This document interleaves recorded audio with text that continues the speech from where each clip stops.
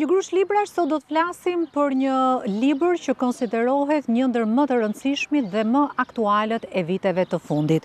Kam në dorë Brezin Fantastik, një libër i dy autorëve, i Jonathan Haidt dhe Catherine Price, një libër që trajton ndoshta një ndër çështjet, ndër temat më aktuale, por edhe më të mpreta të viteve të fundit, për fëmijët tanë, për familjen, do thoja për të gjithë shoqërinë, por edhe për institucionet përgjegjëse. Kam kënaqësinë që në një grush librash të kem Loreta Berhamin. Loreta, mirë se vjen, për të folur për atë që shkakton teknologjia, rrjetet sociale, smartphone-ët, gjithçka që ka lidhje me botën e virtualitetit tek fëmijët tanë. Po, faleminderit Beti për ftesën. Atëherë, Brezi Fantastik në fakt është vazhdimi i një libri fenomen, do ta cilësoja, dhe nuk e cilësoj unë, po e kanë cilësuar mediat ndërkombëtare, që titullohet Brezi i Ankthit, të cilin gjithashtu e kemi botuar diku rreth para një viti.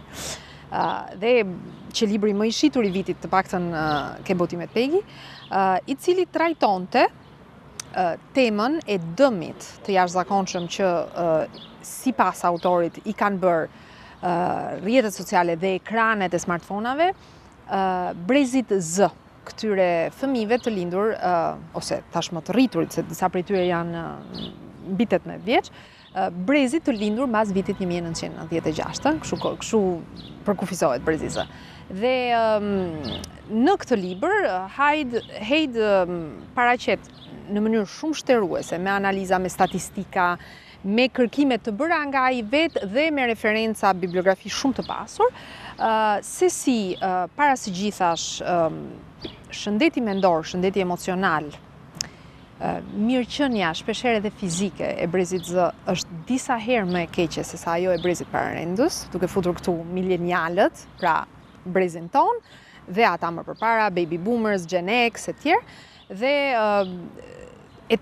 është lemeritse se sa përqindjes më të lartë kanë dhe se sa probabilitet më të lartë kanë pasur Brezi Z që të kenë depresion, ankth, vetëdëmtim, se fletet edhe për vetëdëmtimin. Po, pra edhe çrregullime të ushqyerjes, që është tipikisht anoreksia, bulimia, që zakonisht prekin vajzat, po ekzistojnë edhe ke djemt, deri në tentativa dhe vetvrasje, tentativë për vetvrasje dhe kthim në akt që thuhet. Dhe kjo lloj kampane alarmi, që është, do thoja, vetëm hyrja e këtij libri, është tamam një kampanë alarmi, sepse pastaj futemi në pjesën e pse ndodh kjo, që ndodh kjo është fakt, dhe asnjëri nuk e ka kundërshtuar. Që kjo ka ndodhur është fakt. Çfarë debatohet? Jonathan Haidt ka tezën e tij. Çfarë debatohet është pse ka ndodhur?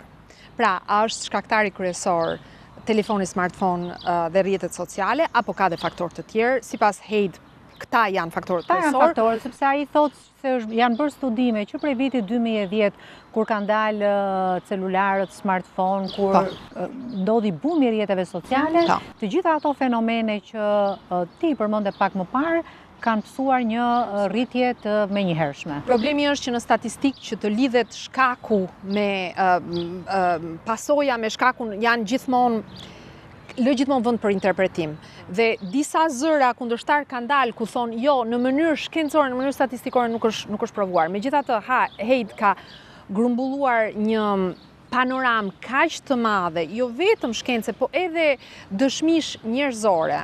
Dhe pastaj kthehemi ke reagimi lexuesit. Prindrit e kanë vërtet adoptuar këtë, do me thënë në mas, kjo është bërë një bibël e re për prindrit që janë të ndërgjegjshëm, sepse e kanë provuar ke fëmijët e tyre. Pra, prindrit e kishin këtë intuit, dhe unë flas dhe për veten time, unë e kisha këtë intuit, thjesht duke parë se si bashkëvepronin fëmijët e mi me ekranet, që këtu ka diçka që s'shkon, këto ekrane u bëjnë atyre dëm.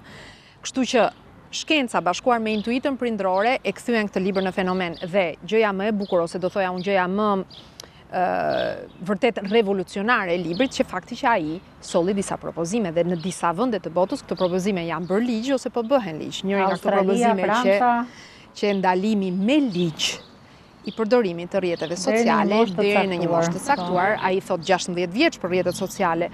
Pastaj thot hajta debatojmë, unë them 16 dhe përsëri jep arsyet e tij shkencore pse, po të paktën bëheni 15, të paktën bëheni 14, por nuk është normale që Megjithse edhe rrjetet sociale vetë kanë vënë limitin e moshës 13 vjeçare, të mjafton të gënjesh në një klik dhe ke fëmijë edhe 8 dhe 9 edhe 6 edhe 5 vjeç me profile në rrjetet sociale dhe me akses. Dhe thot pastaj ka 4 propozime, nuk i mbaj mend gjitha, njëra është shkolla pa telefona, telefonat smartphone mos i jepen fëmijëve deri në 14 vjeç. Gjithë ky libër, gjithë ky fenomen që vërtet bëri një bujë, edhe në Shqipëri u diskutua shumë, hej tani është përpjekur këto mësime dhe këto sugjerime ti përcjell për fëmijët. Sepse thot, absolutisht që unë mendoj që kjo gjë duhet të institucionalizohet. Institucionet ama kanë dhe vazhdojnë të kenë problematika shumë të mëdha, parazgjithësh sepse janë të avashta, sepse nuk bëhen ligjet kaq shkollaj. E para, e dyta, sepse kanë opozitën shumë të fortë të lobeve, lobingjeve më të fuqishme të historisë së njerëzimit, se këto janë sot e kësaj dite shoqëritë më të mëdha të historisë së njerëzimit. Nuk janë thjesht të pasura sot për sot, janë më të pasura që kanë ekzistuar ndonjëherë, po flasim për shoqëri $1 trillion.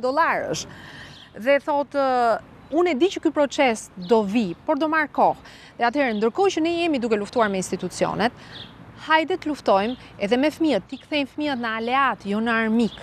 Fëmia e ka shumë të vështirë të kuptoj pse një prind, një mësues, një kujdestar ja ndalon telefonin, nëse atij nuk i është shpjeguar në mënyrë më shtëruese sa të jetë mundur, pse kjo gjë i bën dëm. Autorët shpjegojnë në libër se ajo fëmijëria jon tradicionale e bërë me eksperienca të gjalla, me lojra jashtë në ambiente të hapura, me shumë shoqëri, por edhe me shumë gëzim, tashmë është transformuar në këtë eksperiencën brenda ku fëmia i gjen kënaqësinë vetëm te komunikimi virtual me këtë smartphone. Me ekrane. Nga fëmijëria në rrugë, fëmijëria e vërtet, fëmijëria natyrale, është kthyer në një fëmijëri digjitale. Dhe thot, dëmet që po i bëjmë fëmijëve janë të pakthyeshme. Dhe kjo është alarmi i vërtet. Nëse pasoja tipike të një përdorimi të tepruar të ekraneve, varësia, humbja e kohës, humbja e shpërqendrimit, humbja e gjumit, ka edhe disa tjera, po them 4 parat që më vinë në mendje. Janë vlen edhe për të rriturit, absolutisht. Po thot, nëse të rriturit e kanë trurin tashmë të formuar dhe njësoj si për gjitha varësitë e tjera, nga droga, nga alkooli, nga duhani, nga lojrat e fatit, në çastin që ti e kupton që do ta luftosh, ke mundësi për ta luftuar dhe ka kthim mbrapa, ti mund t'i ndalosh të gjitha këto lënd që të bëjnë keq dhe ti rikthehesh një jetë normale. Fëmijës i ndryshon truri dhe i ndryshon një herë për gjithmonë. Dhe nesër pas nesër do kemi të bëjmë me të rritur që nuk janë të aftë të funksionojnë në shoqëri. Dhe nuk do jetë problemi një apo dy njerëzve, po do jetë problemi një brezi të tërë, pra brezi i ankthit. Dhe thot, tani që e kemi kuptuar këtë problem, dhe tani që po fillojmë të sensibilizohemi, brezi që po vjen, 9 vjeçare, 8 vjeçare, 10 vjeçare, 12 vjeçare të sotëm, të mos vazhdojmë të bëjmë të njëjtat gabime. Le ta bëjmë këtë një brez fantastik dhe jo një brez të ankthit. Dhe një nga këshillat që japin autorët është, kur ndjen dëshirë të fortë që ta hapësh aplikacionin apo lojën, përpiqu ta zotrosh atë dëshirë, ashtu siç zotron surferi dalgën. Përpiqu të vëresh çmendime dhe çndjesi të sjell kjo dëshirë, por mos u dorëzo. Ke për t'u habitur se sa shpejt do të kalojë.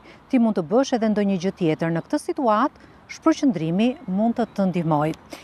Lorita, gjatë studimeve të shumta që janë bërë, dhe unë do të lexoj njërin prej tyre, në shumë vende europiane, një adoleshent kalon mesatarisht 6 deri në 8 orë online. Dhe kjo është një gjysma e jetës së tij. Ky është një orar shumë i gjatë i ditës për t'u kaluar në rrjetet sociale.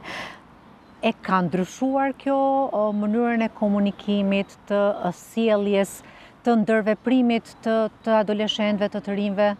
Statistikat thonë që po. I kthehemi ke ato që ajo thot ke brezi ankthit, thot në mënyrë sistematike brezi Z ka probleme me kontaktin fizik.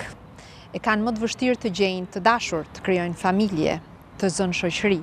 Kanë probleme me kontaktin viziv, nuk të shohin dot në sy, sepse nuk kanë kaluar kohë mjaftueshëm me njerëz të tjerë. Kanë probleme me sfidat.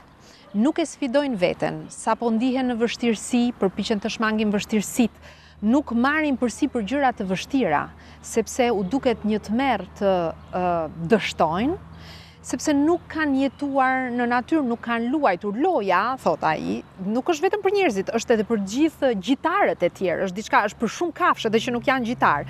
Loja është një përgatitje për jetën.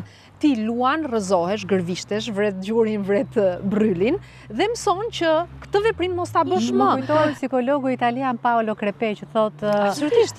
lërini fëmijët të vriten, mos rreni nga prapa që ti ruani. Absolutisht. Do të mësojnë edhe nga plaga që marrin. Eksakt, dhe Jonathan Haidt është një nga ata që thotë fëmijët duhet i lëmë më të lirë. Çfarë kemi bëri? Kemi mbrojtur në jetën reale, nuk i lëmë më të dalin në rrugë, nuk i lëmë më të lëvizin vetëm, kemi frikë nga predatorët në jetën reale dhe i kemi lënë krejt të lirë në botën digjitale ku gjithashtu ka predator dhe vetëm se janë më të padukshëm. Ndërkohë, libri merret edhe me një tjetër problem që krijojnë rrjetet sociale, krahasimi me të tjerët, vëretja e një jete që ndoshta për ty apo për gjithkën tjetër mund të jetë e pamundur, ai luksi i shfrenuar, nevoja që kanë fëmijët gjithmonë për të krahasuar me dikë që është një realitet kompleti i paprekshëm. Kjo është absolutisht shumë e Bota e vërtetë. influencerave, shpesh herë e rreme dhe edhe e rrezikshme.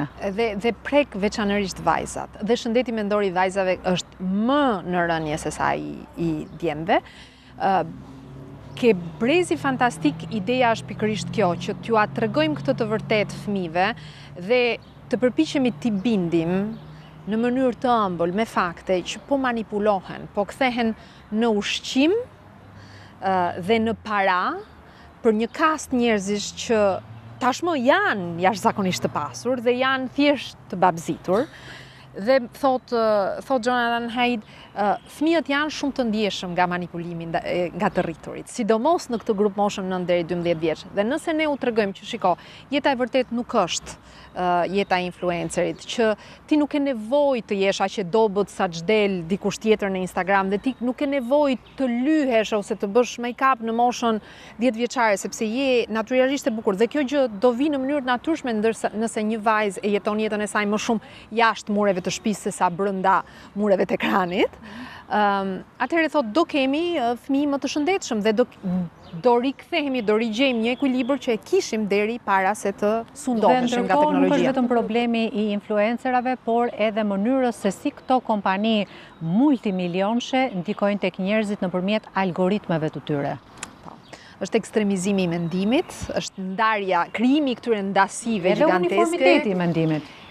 Uniformiteti brenda polit, pra ke polarizime, jemi ose nga njëra anë ose nga ana tjetër, mesatarja ka humbur tërheqjen e saj, edhe sepse ajo që amerikanët do quanin common sense, pra tamam e mesmja e artë, nuk krijon klikime, nuk krijon zhurmë, nuk krijon views, nuk krijon likes dhe duke qenë se rrjetet sociale jetojnë dhe bëjnë para, kthejnë në para vëmendjen tonë, dhe kjo është vërtet vëmendje, atëherë ata kërkojnë që populli, që njerëzit të ekstremizohen. Ekstremitetet sjellin para, qendra nuk sjell para, ndërkohë që e dim që nga Greqia e lash, do thoja unë, që zakonisht e vërteta është gjithmonë diku në mes. Lorita, dua ta mbyll përsëri me atë që thonë dy autorët. Nëse je shumica e njerëzve, me siguri mërzitesh kur rikot. Mirë po sado e çuditshme të duket, mërzia mund të të ndesë krijimtarinë. Pse? Sepse kur mërzitesh, truri kërkon një mënyrë për ta larguar atë ndjesi dhe një nga mënyrat është të shpik ide të reja. Me këtë këshill, por edhe me këshillën tjetër që ta përdorim në mënyrë sa më të shëndetshme telefonin, unë falenderoj që ishe në një grush librash dhe le të jetë bisedë një ftesë për lexim për të gjithë prindrit dhe fëmijët për Brezi fantastik sjell në shqip nga Ilir Baçi. Faleminderit. Faleminderit Beti.